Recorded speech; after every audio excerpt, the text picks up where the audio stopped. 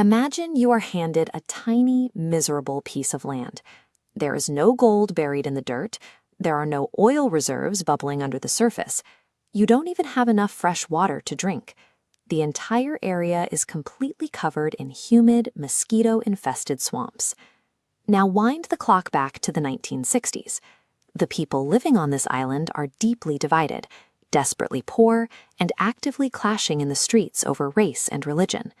It is a chaotic, burning little trading port that recently escaped the British Empire and tried to join Malaysia to survive. The leaders of Malaysia look at this mess and decide it is entirely too risky to keep. So they do something highly unusual. They kick the island out. Singapore becomes the only country in modern history to gain its independence completely against its own will. The man suddenly in charge of this doomed territory is a sharp, fiercely brilliant lawyer. When the expulsion is announced, he actually cries on national television.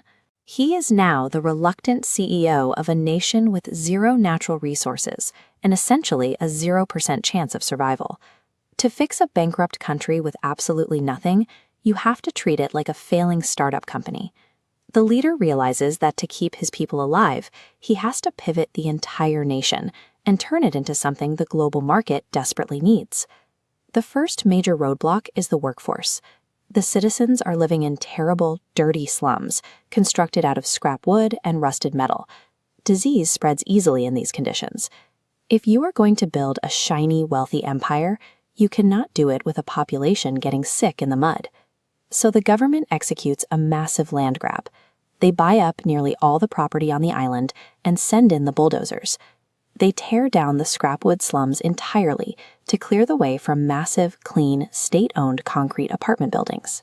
To pay for this new housing, the leader forces the citizens to buy the apartments using a mandatory savings account. The state automatically extracts a huge chunk of every worker's paycheck, pooling that capital to fund the island's rapid construction. Because the population consists of different groups that used to violently clash, the government legally prevents segregated neighborhoods.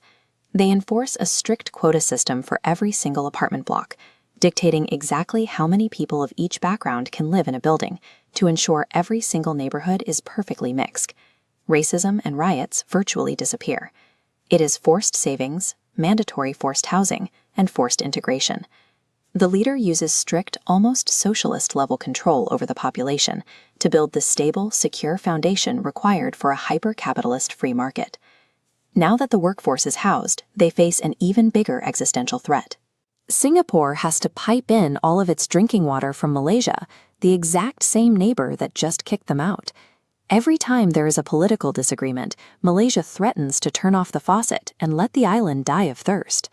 Instead of begging for favorable terms, Singapore goes to work. They engineer their entire landmass to act like a giant high-tech sponge. They dig complex hidden drains under the asphalt, build massive reservoirs in the city center, and dam up their rivers to catch every drop of rain.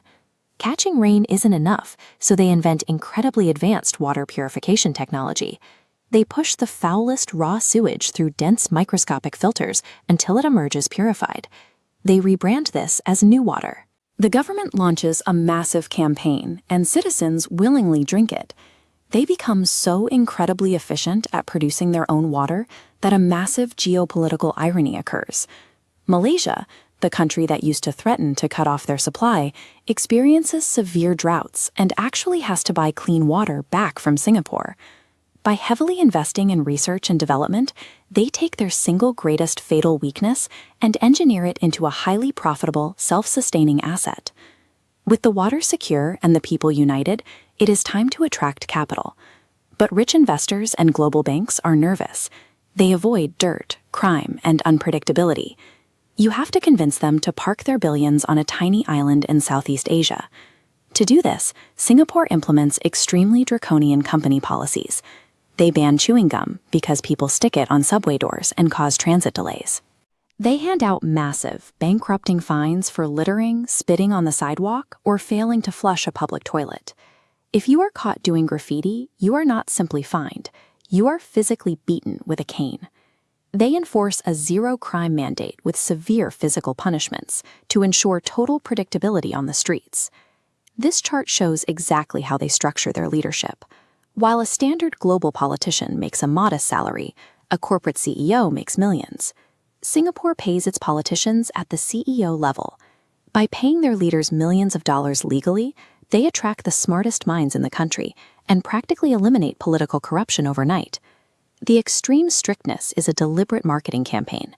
By ensuring the streets are spotless and completely eliminating crime, they broadcast a massive signal to the global elite that their money is completely safe. The foreign capital floods in.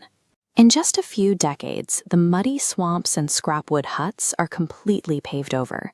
The children of people who fought over scraps of food now live in a hyper-futuristic megacity, complete with 6-lane highways and massive indoor waterfalls. It is the highest concentration of millionaires in the world. But this massive wealth generation comes with a heavy price tag. The citizens trade away many of their personal freedoms. The press is heavily controlled by the state, and you can't the streets whenever you disagree with a policy. The government watches, manages, and dictates the direction of the culture. It operates as a highly restrictive, heavily monitored environment. It is a golden birdcage, undeniably restrictive, but incredibly comfortable, safe, and rich. You would expect the man who orchestrated this multi-trillion-dollar economic miracle to want massive statues built in his honor. But the strict lawyer who willed this megacity into existence absolutely hates the idea of a personality cult. While he builds towering glass skyscrapers for his country, he lives in the exact same simple, unimpressive colonial house for nearly his entire adult life. Before he dies, he leaves one final strict order for his family and the government.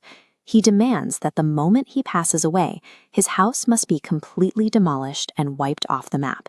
He refuses to let it become a museum or a shrine. He understands that if his country is going to survive the next century, the people cannot worship the past. They have to keep looking forward, keep building, and keep surviving.